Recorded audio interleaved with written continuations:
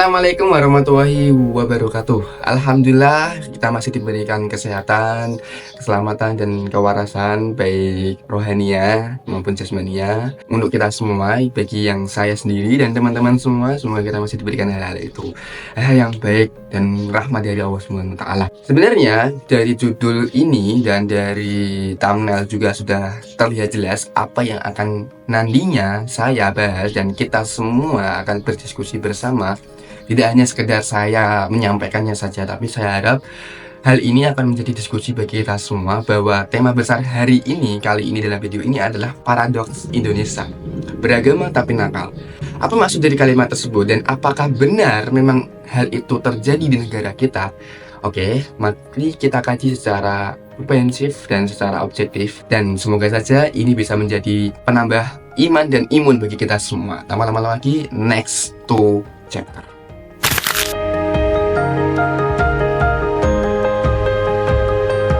Sebelumnya, apa itu sebenarnya paradoks? Paradoks adalah suatu pernyataan atau situasi yang tampaknya bertentangan atau tidak masuk akal, tapi mungkin mengandung kebenaran atau makna yang lebih dalam ketika diteliti lebih lanjut. Istilah ini berasal dari bahasa Yunani paradokson, yang berarti bertentangan dengan harapan atau pendapat yang ada. Selanjutnya, apa paradoks Indonesia, beragama tapi nakal, dan korelasinya apa? Maka kita akan lanjut pembahasan selanjutnya, yaitu kita sudah tahu bahwa sebenarnya memang Indonesia ini adalah negara yang mayoritas muslim dan memiliki penganut agama Islam terbanyak di dunia. Gak cuman agama Islam saja, sebenarnya penganut agama terbanyak juga di negara kita cinta ini. Nah, kok bisa beragama tapi nakal? Menurut data dari majalah CEO dan Global Business Policy yang mengukur tingkat religiusitas dari 180 negara, dan hasilnya ialah Indonesia berada di posisi 7 dengan nilai 98,7. Bahkan riset dari Pius Global Attitude Survey juga menyebutkan kalau Indonesia ada di peringkat 2 yang menganggap bahwa agama adalah faktor yang penting di dalam hidup mereka. Akan tetapi, tingkat religiusitas negara atau keagamaan yang paling tinggi itu menjamin bahwa negara itu baik-baik saja, karena memang tidak menjamin. Khususnya terjadi pada negara kita cinta ini, yaitu negara Indonesia. Kita tahu bahwa negara kita memiliki tingkat religius yang paling tinggi, yang nggak paling tinggi sebenarnya, memiliki tingkat religius yang tinggi. Akan tetapi masih banyak hal-hal yang menjadi paradoks yang seperti kita lihat saat ini. Beragama tapi nakal. Mereka mengakui bahwa mereka beragama, akan tetapi mereka masih melakukan hal-hal yang seharusnya agama tidak diajarkan. Contohnya selanjutnya,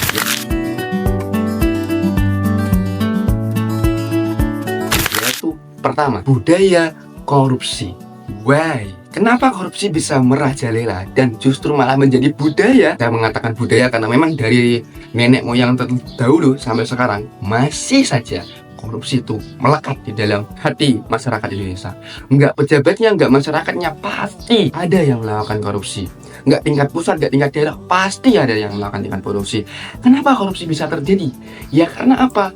Karena masih melemahnya tingkat pengawasan dari pihak yang berwenang kepada orang-orang yang melanggar, dan masih minimnya mereka yang memahami bahwa sebenarnya korupsi itu tidak boleh dan tidak dianjurkan dalam Quran kalau mereka penganut agama Islam. Karena itu sudah tertera dalam firman Quran surat Al-Anfal ayat 27 yang berbunyi, ya ayyuhalladzina amanu la takhunu waha wa rasulah wa takhunu amanatikum wa antum ta'lamun. Artinya, wahai orang-orang yang beriman, janganlah kamu mengkhianati Allah dan Rasul, dan janganlah kamu mengkhianati amanah yang telah dipercayakan kepadamu sedang kamu mengetahuinya.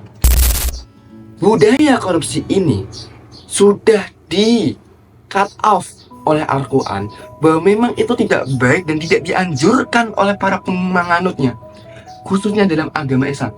Bahkan sebenarnya saya yakin di seluruh agama manapun tidak pernah mengajarkan untuk berbuat seperti itu. Tapi nyatanya negara kita masih memiliki budaya seperti itu. Kenapa bisa? Ya karena memang masih memiliki tingkat keamanan dan tingkat pengawasan yang cukup rendah dari pihak pusat dan pihak daerah ataupun kesadaran oleh kita sendiri. Karena apa? Mereka masih berpikir bahwa ya kan mereka ngelakuin, kenapa saya enggak, gitu kan.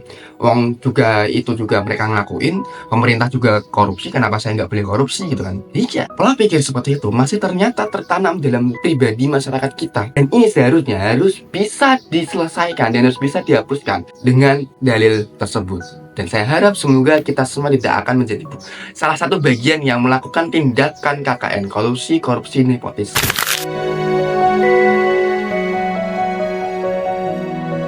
Yang kedua, pornografi menjadi tontonan yang paling banyak diakses dan paling banyak ditonton. Padahal kita tahu itu tidak baik. Akan tetapi kita tidak bisa menolak bahwa di era digital seperti saat ini kita bisa mengakses segala informasi yang memang dari dalam negeri bahkan maupun luar negeri. Jadi saking mudahnya mengakses informasi, sebenarnya itu ada dampak positif. Akan tetapi ada juga tantangan dalam hal yang seperti itu dalam era globalisasi. Pengaruh-pengaruh dari budaya luar ke dalam, pengaruh-pengaruh pandangan orang lain dari dalam, pengaruh-pengaruh sikap dari orang lain, itu juga akan mengaruhi dalam era digital yang seperti ini. Nah, sayangnya tontonan pornografi ini menjadi salah satu fenomena. Bukan hanya sekedar fenomena bahwa oh ya udah pornografi aja gitu. Enggak, pornografi itu sebenarnya membawa dampak buruk bagi psikologi kita, mental kita, dan pemikiran kita, olah pikir kita akan melihat sesuatu gitu. Bahkan menurut beberapa survei penelitian, ada juga pornografi itu diakses oleh anak-anak. Jadi nggak cuma remaja dan dewasa aja nih, anak-anak nih di bawah umur bro udah bisa mengerti apa itu pornografi. Padahal di Quran jelas bahwa kita jangan sampai mendekati perbuatan zina, yaitu mulai dari mana? Mulai menonton pornografi, mulai dari mencium, mulai dari memegang lawan jenis, mulai lagi berpacaran dan lain sebagainya. Itu sudah jelas diatur dalam Quran bro. Surat Al-Isra ayat 32, di mana Allah SWT berfirman di dalam suratnya, di dalam ayatnya, yang menyatakan bahwa wala taqrabuz zina innahu kana fahisatan wa sa'a sabila. Artinya adalah janganlah kamu mendekati zina.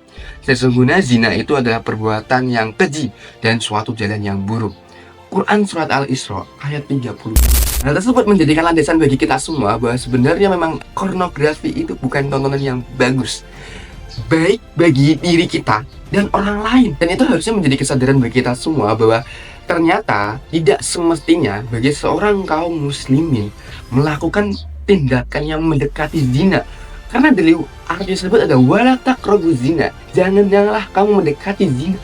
Mendekatinya saja tidak boleh bro. Apalagi melakukan pornografi, itu termasuk cara adalah untuk mendekati zina. Karena ketika kita menonton pornografi, maka pola pikir kita yang ada di sini akan tertanam bahwa jiwa-jiwa seks, jiwa-jiwa hal yang negatif gitu kan. Itu nggak baik bagi diri kita sendiri dan orang lain. Dan itunya harus menjadi landasan bagi setiap kaum muslimin bahwa untuk selalu menjaga kehormatan diri kita dan menjaga keimanan kita agar selalu tetap menjadi pribadi muslim yang baik.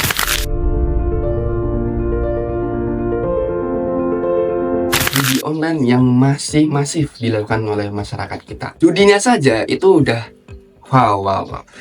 Sekarang ada judi online, versi online-nya. Jadi kita nggak perlu nih datang ke tempat bandar atau ke tempat gelap, kemudian kita ikut judi atau sebagainya. Udah nggak zaman ternyata. Judi udah ada yang versi online. Jadi kita bisa main judi online lewat HP, smartphone, lewat website gitu kan. Kita tinggal duduk, tinggal santai-santai, rebahan, tiba-tiba yang penting deposit, kan, main judi. Dan judinya sekarang itu lebih agak kreatif ternyata ya. Setelah saya lihat, ternyata judi sekarang itu kayak main game. Jadi, misal gini, kayak main game seperti Candy Crush atau main game seperti apapun itu, ternyata itu kayak gitu. Ya, bagaimana bisa seorang anak kecil bisa tertarik? Ya, karena ternyata judi online sekarang ini dikemas sedemikian kreatif. Hal ini menjadi hal yang sangat menjadi perhatian, yang sangat krusial bagi kita semua. Bahwa kita beranggapan mungkin judi online akan menguntungkan kita, ya kan? Dari modal kecil, misal kita modal 5.000 nih di deposit, untung dapat berapa? Bisa 100.000 kayak, atau 200, bahkan sampai jutaan bisa. Ya bisa, memang bisa. Tapi pertanyaannya adalah, apakah itu akan terjamin terus-menerus? Tidak. Coba tunjukkan kepada saya, siapa orang yang kaya dari bermain judi? Sangat probabilitasnya adalah minim dan sedikit sekali. Rata-rata yang kaya itu bukan penjudinya, tapi bandarnya. Kalau kita bermain judi, kita memperkaya bandarnya, bro. Masih ingin memperkaya orang lain. Diri kita sendiri butuh diperkaya. Kenapa kita memperkaya orang lain? Bahkan sudah jelas di Quran surat Al-Maidah ayat 90, Allah menerangkan bahwa kita jangan sampai berjudi, maupun judi versi online, maupun judi versi offline, atau judi-judi yang lain, mengundi nasib, itu jangan, itu sudah dilarang karena dampaknya itu sangat krusial bagi kehidupan kita. Kecanduan, kalian tahu kecanduan? Kalau udah kecanduan tuh apapun rela untuk deposit, yang akhirnya rela jual, rela pinjol, rela apapun lah itu. Untuk apa? Demi keuntungan yang tidak pasti. Judi itu berarti kita menaruh harapan yang tidak pasti gitu. Kita deposit berapa juta, berapa ratus ribu dengan menaruh harapan akan dapat lebih banyak keuntungan, padahal belum tentu dapat keuntungan sebanyak itu. Di Al-Maidah ayat 90 ini yang ayatnya mengatakan bahwa ya ayyuhalladzina amanu innamal hamru wal maisir wal ansabu wal azmulamu rijsun min amalis syaiton fastanibuhu la'allakum tuflihun. Artinya, hai orang-orang yang beriman, sesungguhnya meminum minuman khamr atau minuman keras, berjudi, berkorban untuk berhala, mengundi nasib dengan anak panah adalah termasuk perbuatan syaitan. Maka jauhilah perbuatan-perbuatan itu agar kamu mendapat keberuntungan. Jauhilah perbuatan-perbuatan tersebut, bukan malah mendekati perbuatan tersebut untuk mendapatkan keuntungan atau keberuntungan. Itu kebalik ya, jangan dibalik bolak-balikan ayat gitu kan. Ini harus jadi landasan bagi kita semua, bagi seorang kaum muslimin, agar paham bahwa ternyata perbuatan-perbuatan tersebut itu tidak direstukan. Memang itu menjadi godaan suatu syaitan, dan itu tidak mendatangkan keberuntungan atau keuntungan, justru malah kebuntungan, kebobolan, bahkan menjadi kemaksiatan bagi kita sendiri dan orang lain yang ada di sekitar kita, keluarga, teman, atau sahabat, atau siapapun itu.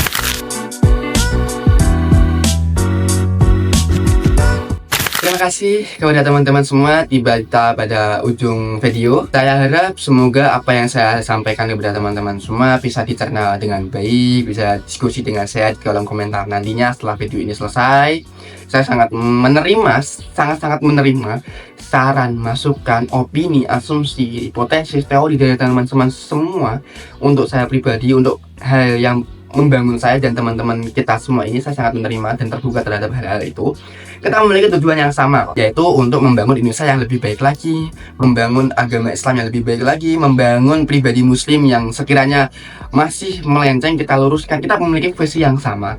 Jadi sudah seyogyanya sebagai pribadi muslim untuk saling menasihati kepada muslim lainnya. Dan sebelum saya akhiri video ini, saya juga ingin mengucapkan mohon maaf dan terima kasih sekiranya jika memang ada perkataan atau perbuatan saya yang tidak enak dilihat dan tidak enak di hati kalian. Saya mohon maaf sebesar-besarnya. Izinkan saya menyampaikan sedikit kalimat dari buku Teologi Korupsi karya Profesor Nasaruddin Umar. Tulisannya seperti ini: bagaimana bisa negara yang beragama, bangsa yang beragama, berketuhanan yang Maha Esa masih tega melakukan tindakan korupsi dan tindakan buruk lainnya? Di manakah agama saat mereka melakukan tindakan buruk tersebut? Bukankah agama mengajarkan moralitas terbaik bagi pemeluknya di dunia ini? Wallahu a'lam. Wabillahi taufiq wal hidayah. Wassalamualaikum warahmatullahi wabarakatuh. See you next time.